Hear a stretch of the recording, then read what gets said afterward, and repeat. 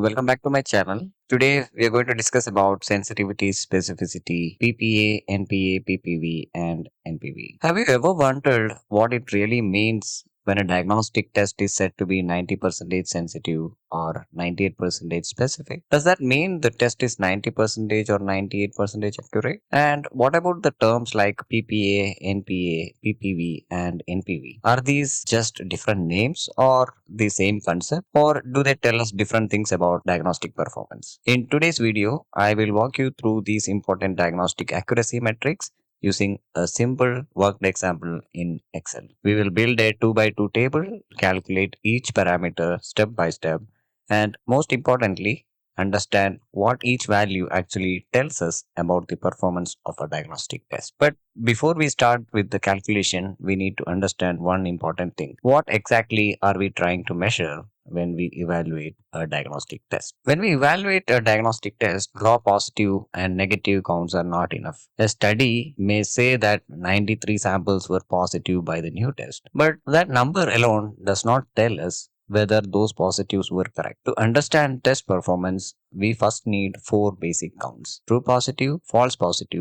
negative, and true negative. These four values are the foundation for every diagnostic metric that we will calculate in this video. So now let's start with a simple data set of 300 samples. Let's say you have conducted a performance comparison using 300 samples. The benchmark method has 100 positive samples and 200 negative samples. The new test produces 93 positive results and 207 negative results. After comparing the new test results with the benchmark result for each sample, we get this 2 by 2 table: 90 true positives, 3 false positives, 10 false negatives, and 197 true negatives.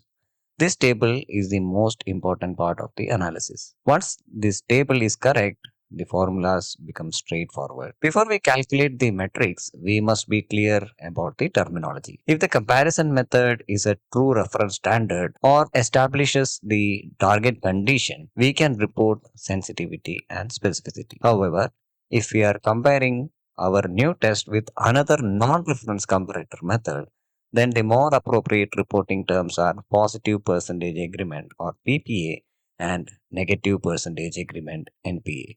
The mathematical formula may look the same, but the interpretation is different. Sensitivity and specificity imply performance against true disease or target status, while PPA and NPA describe agreement against a comparator. For example, if your comparator test is a non-reference standard or non-reference comparator method you have used, then you can only report it as a positive percentage agreement. But if you have used a gold standard method that reveals the true status or the target condition, then the test can be reported in terms of sensitivity and specificity. So the first step is to build a 2 by 2 table. True positives are the samples that are positive by both new test and the benchmark, and false positives are samples that are positive by the new test but negative by the benchmark test. False negatives are the samples that are missed by the new test but positive by benchmark. True negatives are samples that are negative by both the methods. So this can be easily calculated in Excel. So in Excel, we can calculate these four using countif function. So countif function is a function that is present in Excel that can be used to compare between the two columns and get the counts of it. So because countifs can count rows that meets two conditions at the same time. So that is the function which is present in Excel, which we will be using to calculate the true positive, true negative, false negatives, and true negative from the data set which we are going to use. Sensitivity answers this question. Among all samples that are positive by the reference standard, how many were detected by the new test? The formula is true positive divided by true positive plus false negatives. So in this case or in this example, true positives are 90 and false negatives are 10. So sensitivity is 90 divided by 100, which is 90%. So if the benchmark is a not true reference standard, as mentioned earlier, the term which we can use is PPA instead of sensitivity. But if we have used the reference standard or the gold standard, then you can express this in terms of sensitivity. The calculation is same: positive agreements divided by all comparator positive samples. So the calculation is same. the way it is presented is different. If it is a gold standard is the benchmark used, then we can straight away report is at sensitivity. But if it's a non-reference standard, you have to report it as PPA. Similarly, specificity answers the opposite question. Among all samples that are negative by the reference standard, how many were correctly called negative by the new test? The formula is true negatives divided by true negatives plus false positive. Here, in this case, true negatives are 197 and false positives are 3. So, specificity is 197 divided by 200, which is 98.5 percentage. If you are comparing against another assay rather than a true reference standard, use the term NPA or negative percent agreement. PPV stands for positive predictive value. It answers the results facing question. When the new test result is positive, what is the probability that the sample is truly positive? The denominator is not all benchmark positives. The denominator is all test positive results. So PPV is true positives divided by true positive plus false positive. So in this example, 90 divided by 93, which is equal to 96.8%.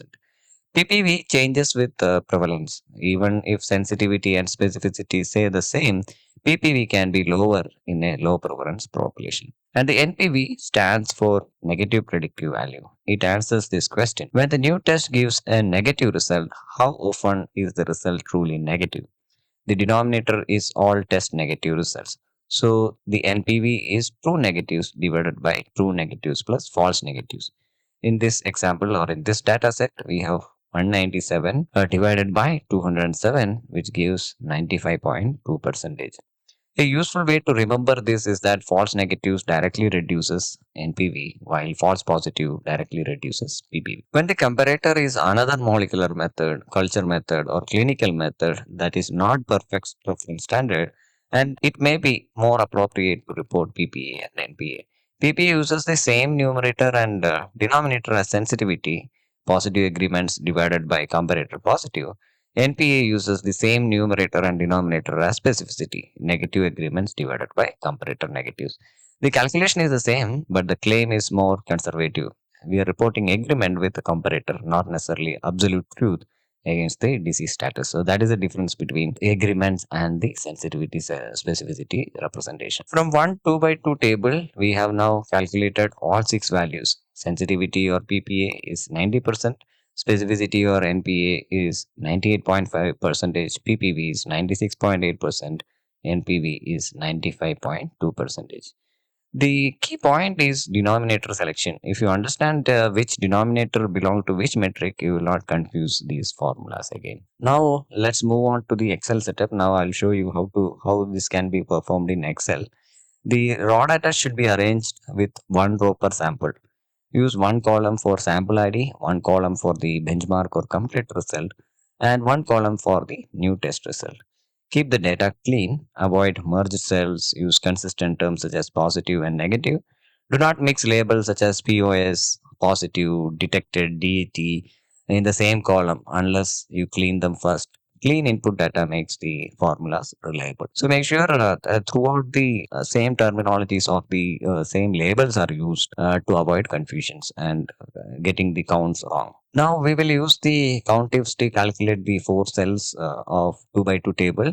Countifs checks the benchmark result column and the new test result column at the same time. For true positives, both columns must be positive. For false positive, benchmark is negative, but the new test is positive. For false negatives, the benchmark is positive, but the new test is negative.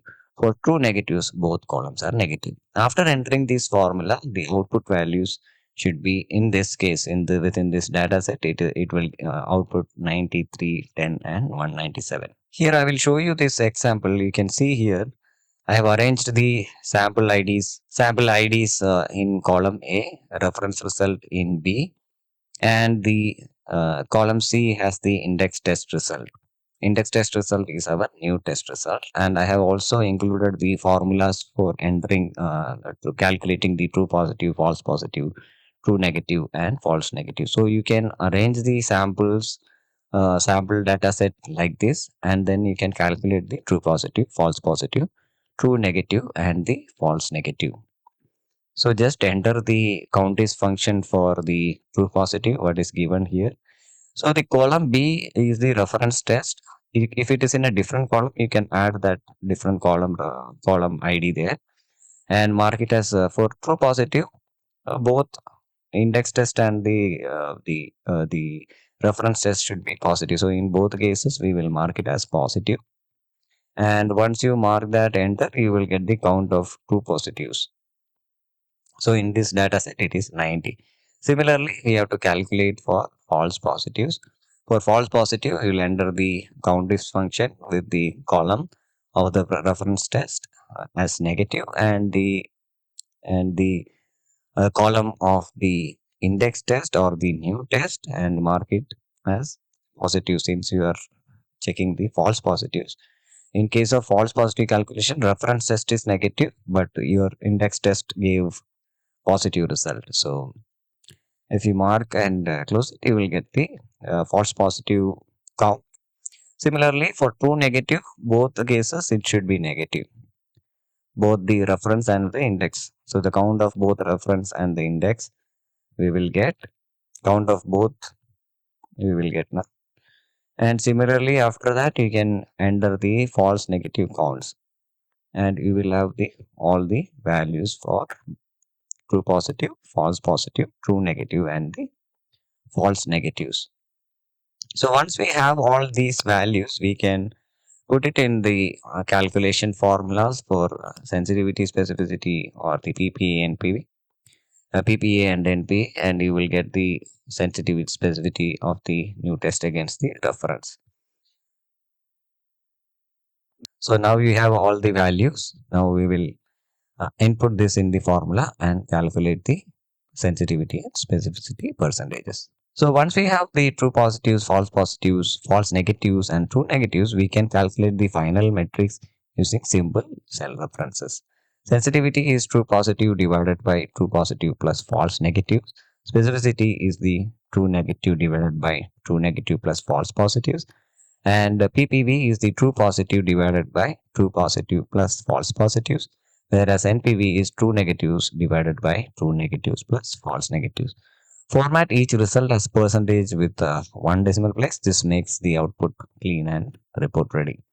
PPV and NPV must always be interpreted with the tested population in mind.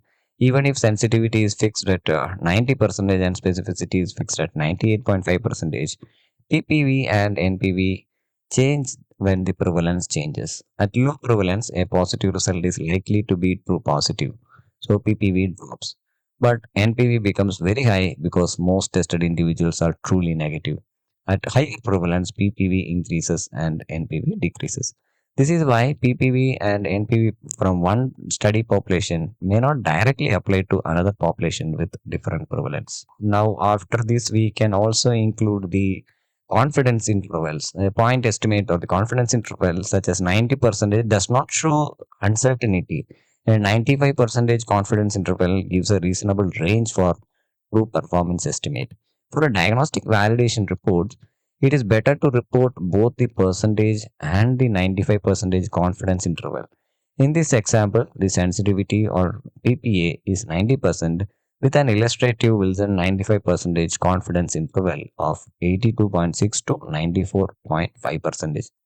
Excel can be used to calculate confidence interval, but for beginners workflow, first master the 2 by 2 table and the basic metric formulas.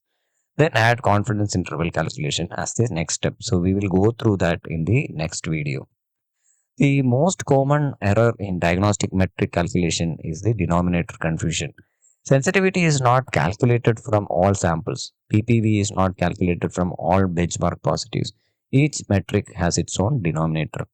The second major error is terminology. If comparator is not a true reference standard, do not overclaim sensitivity and specificity. Instead, we should use PPA and NPA. So this, while reporting the results, please keep that in mind. What is the comparator used? Based on that, we have to report either sensitivity, specificity, or PPA or NPV based on the reference used or the comparator used. And before calculating any diagnostic metric, always ask this simple question: what population is in the denominator? So we started with sample level results, converted them into a 2 by 2 table, calculated true positives, false negatives, and true negatives, and then used those four values to calculate sensitivity, specificity, PPA, NPA, and PPV and NPV. You can apply the same structure to your own diagnostic evaluation data. In the next video, we can extend this further by adding 95% confidence interval and automated Excel formula for reporting. I have showed you how to do this in Excel, but in the next video, we will focus more on the confidence interval part. Thank you for watching. If you like the video, please press the like button and subscribe. Share it with your friends. Thank you for watching.